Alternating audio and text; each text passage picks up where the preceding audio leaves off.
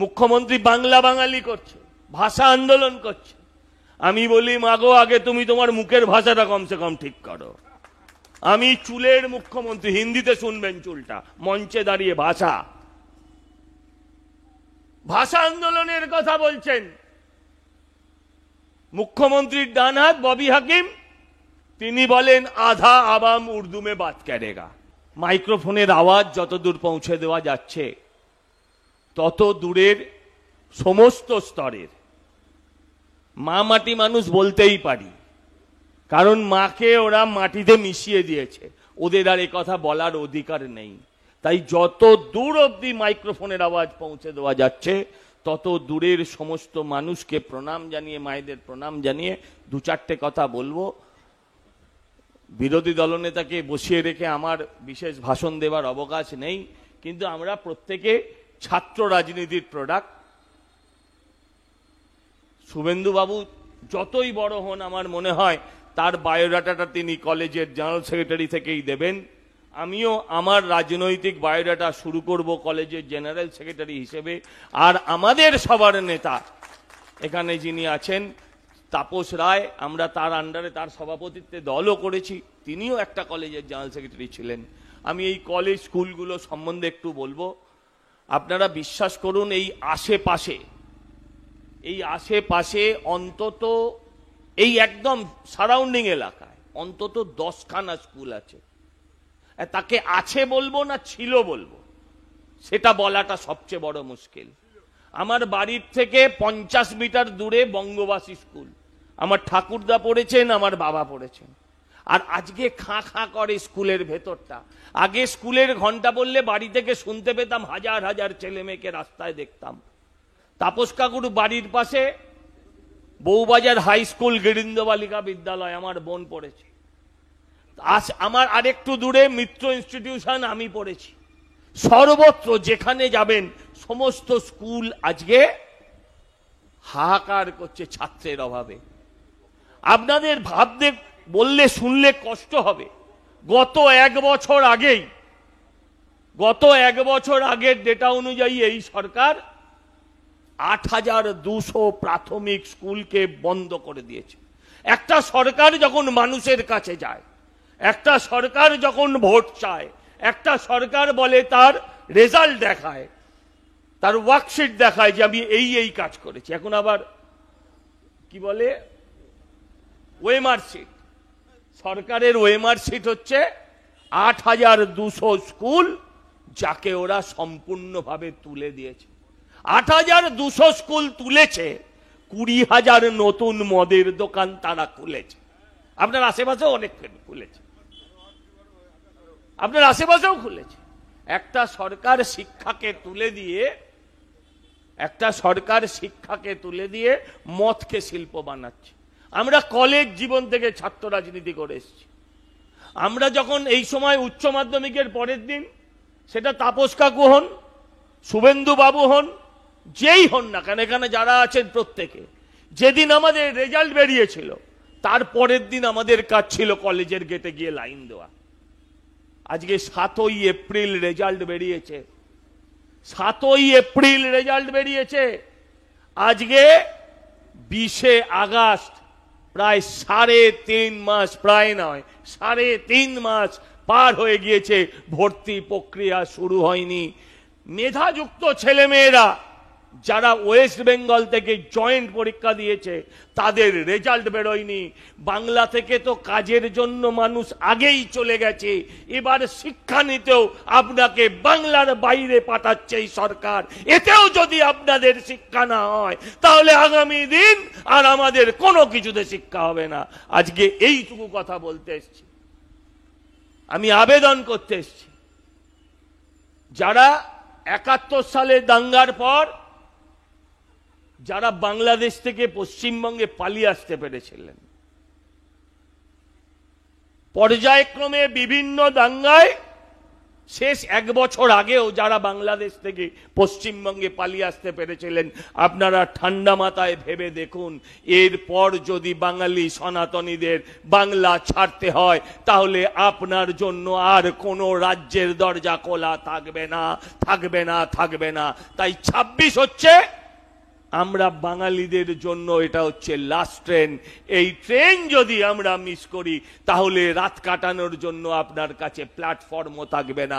শুধু এইটুকু কথা বলতে এসছি আজকে। আমি আপনাদের কাছে আবেদন করতে এসছি। মুখ্যমন্ত্রী বাংলা বাঙালি করছে, ভাষা আন্দোলন করছে। আমি বলি, মাগো আগে তুমি তোমার মুখের ভাষাটা কমসে কম ঠিক করো। আমি চুলের মুখ্যমন্ত্রী, হিন্দিতে শুনবেন চুলটা, মঞ্চে দাঁড়িয়ে ভাষা আন্দোলনের কথা বলছেন। মুখ্যমন্ত্রীর ডান হাত ববি হাকিম, তিনি বলেন আধা আবাম উর্দু মে বাত করেগা, অর্ধেক বাংলার মানুষ উর্দুতে কথা বলবে। আমি বিশ্বাস করি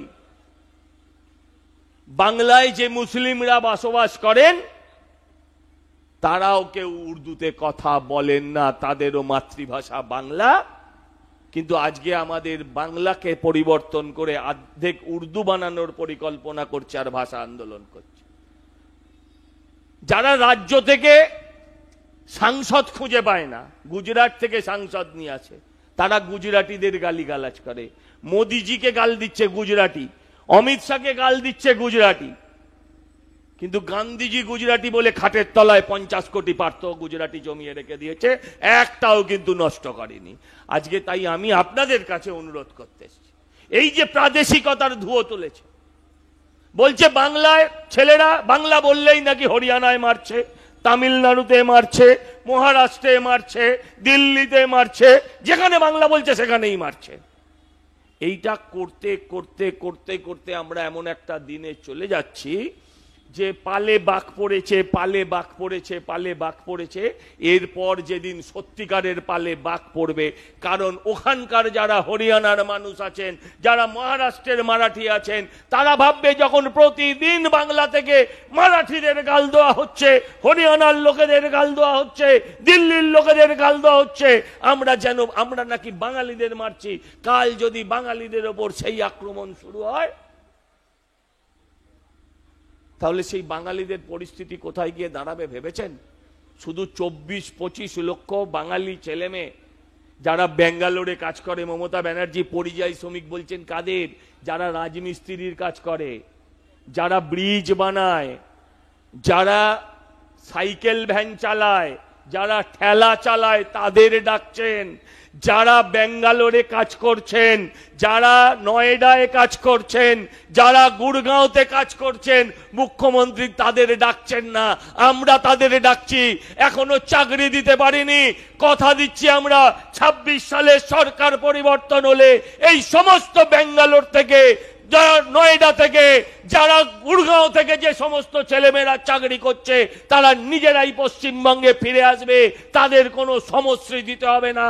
কারণ আমরা কাজ দেব, মানুষকে তার অধিকার পাইয়ে দেব। শিক্ষা আনতে চাকরি, সিপিএমরা বলতো, এখন ওরা আর কোনো কথা বলে না। ওরা এখন ভাই ভাই, দিল্লিতে এ ওর কোলে ঢলে পড়ছে, ওর গাড়ে ঢলে পড়ছে, এ ওকে ধরে তুলছে, ওকে ধরে তুলছে।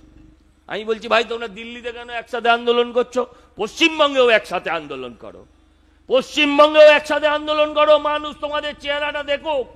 যখন 2002 সালে SIR হয়েছিল, কই সিপিএম? তোমরা তো সেদিন প্রতিবাদ করোনি। 2002 সালে যখন পশ্চিমবঙ্গে SIR হয়েছিল, কই? তখন তো কংগ্রেস তোমরা প্রতিবাদ করোনি। যখন 2002 সালে SIR হয়েছিল, মমতা ব্যানার্জি তো তাকে প্রতিবাদ করেননি। আজকে কিন্তু এরা সমস্বরে প্রতিবাদ করছে। তাই বলছি, যদি প্রতিবাদ করতে হয় একসাথে পশ্চিমবঙ্গে করুন, মানুষ আপনাদের চেহারাটা পাল্টাবে। তাই আবেদন করতে এসছি, আপনাদের কাছে বিনীতভাবে প্রার্থনা করতে এসছি, নো মমতা और pro Mamata, no vote to TMC, no vote to Mamata. এটা বাংলার প্রত্যেকটা মানুষকে মানতে হবে। ভোট এদিক ওদিক করে নষ্ট করবেন না। আর আমরা যে কারণে আজকে এসেছি সেটা হচ্ছে আগামী 22 তারিখ ভারতবর্ষের সর্ববৃহৎ রাজনৈতিক দলের অন্যতম প্রধান নেতা নরেন্দ্র দামোদর মোদী আসছেন, সেখানে আমাদের পৌঁছতে হবে। ভারতবর্ষের সর্ববৃহৎ গণতন্ত্রের প্রধানমন্ত্রী নরেন্দ্র দামোদর মোদী আসছেন, সেখানে আপনাদের পৌঁছতে হবে। আর একটা কথা বলি, সেটা হচ্ছে ভারতবর্ষের সবচেয়ে বড় দুর্গাপূজাটা কিন্তু এখানে হয়, আর শুভেন্দু বাবু কিন্তু তার চিফ পেট্রন। তাই আশা করব দুর্গাপুজো নিয়েও তিনি একটা ছোটখাটো ঘোষণা করে দেবেন এখানে, এটা আবেদন করব। আরো ভালো ভালো খবর দেখতে সাবস্ক্রাইব করুন বাংলা হান্টের ইউটিউব চ্যানেল। বাংলা হান্টের আরো খবর দেখতে নজর রাখুন। বাংলা খবর মানেই বাংলা হান্ট।